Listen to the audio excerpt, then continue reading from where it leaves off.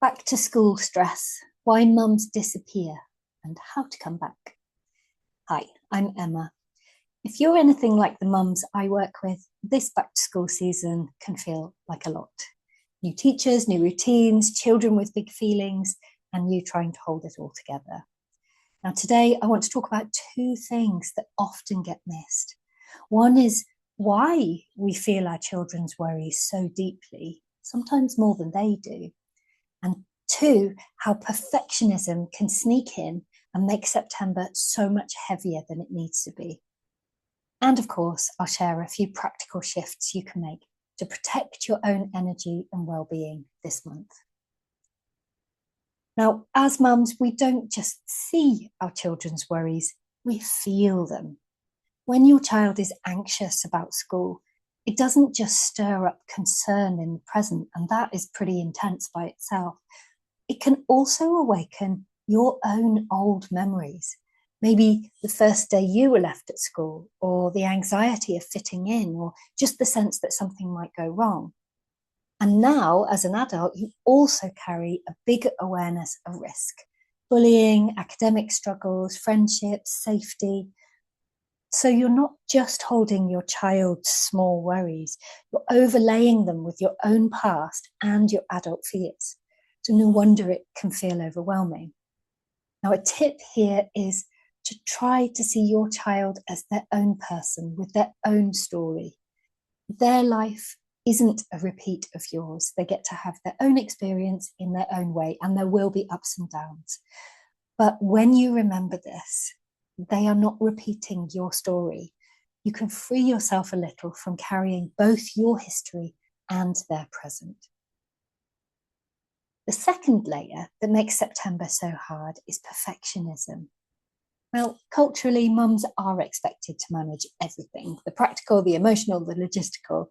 And of course, some of that's unavoidable. Someone does need to buy the shoes and sign the forms. But underneath, many of us are driven by something deeper.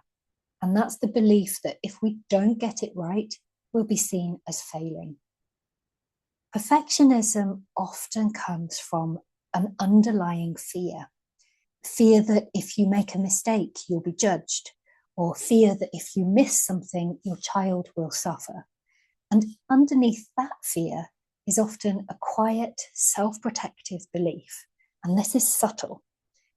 But the belief is, if I stay in total control, I can stop bad things from happening. But the problem is that's an illusion, because no matter how hard we try, we can't prevent all difficulties. And trying to carry that burden is exhausting. So, two suggestions here. One is, please remember, you are worthy, whether or not you get everything right. Your child doesn't need a mum who never forgets anything. If it takes 2 weeks to realize they need a new shirt or a new school tie, that doesn't make you less than. And probably no one will notice at school anyway. And the second thing is, I want to invite you to very gently and kindly explore the hidden belief that you're supposed to control everything.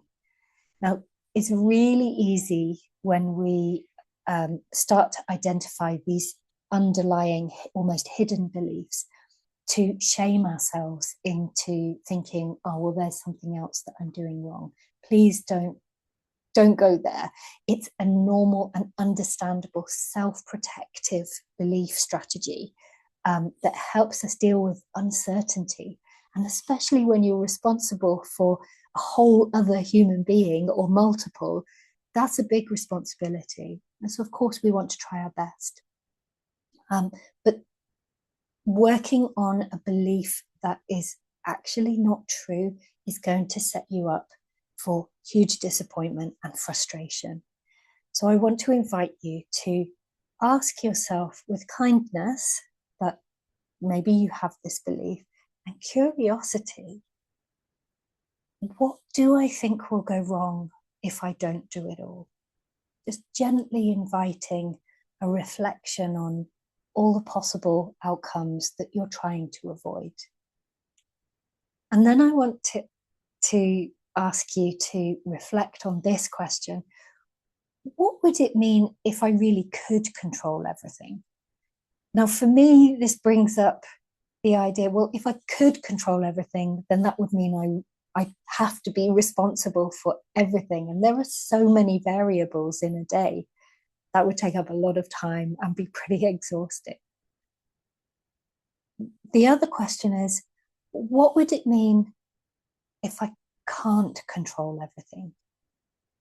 And again, for me, it comes down to, well, if I can't control everything, then I'm going to have to trust others. I'm going to have to reach out to and rely on others, as imperfect as they are too, and learn not to shoulder everything alone. I would be really interested to hear back from any of you about what your reflections might be from these questions.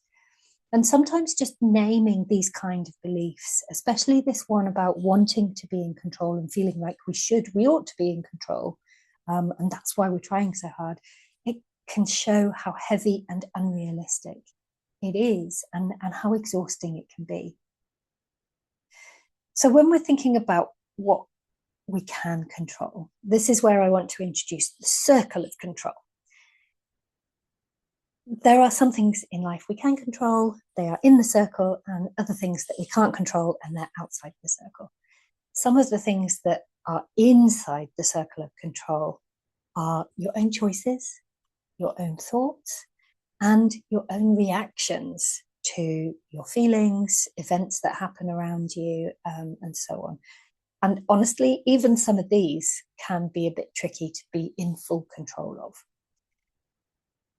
Outside of our circle of control are our children's feelings, our children's thoughts, and controversially, our children's choices.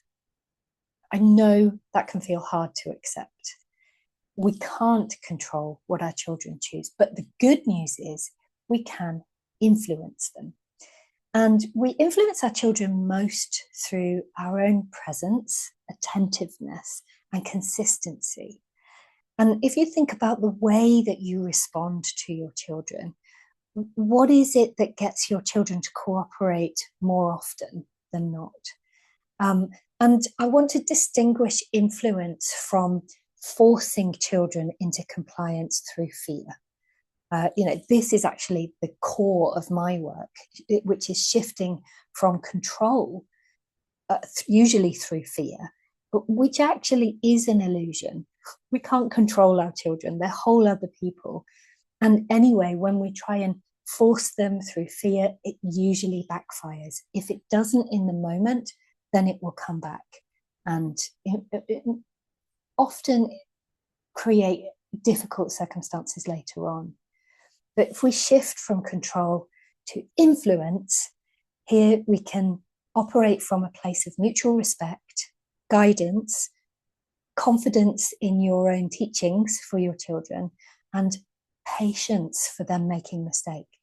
And all of this builds trust and resilience, both within the relationship for your children and within your own sense of capability as a parent. So next time you notice yourself spiraling into, I have to do it all, or everything will fall apart, I'm going to invite you to pause and ask, what's actually mine to deal with here? And what belongs to my child for them to learn and experience? This is a tricky one. There's lots of subtle layers to it, especially when we have been caring for this young person since they were a tiny baby. But their feelings, their emotional reactions, their thoughts, their choices, that is part of their experience. So we can't control our children's feelings or choices, but you can influence them. And influence is where real connection lives. So if this September starts to feel like too much, please remember you're not weak for feeling your child's anxiety. It's natural, but your child isn't you, and they get their own chance to live and learn. And also, you're not a failure if everything isn't perfect. Perfectionism is actually fear trying to be in control, but it's an illusion. And you don't need to carry everything. Just focus on what's actually in your circle of control and let go of what isn't. Your child doesn't need a flawless mum, they need a steady one. And steady doesn't come from disappearing into perfection. Guilty of that myself and working on it. It comes from staying human and connected, being alongside them with all of your mistakes and all of their mistakes. So thank you for watching. If this resonated, let me know in the comments or share what back to school has been like for you this year. And if you want a simple, practical way to reconnect after the tough moments, you'll find my Calm Mum Reset Guide on my new website.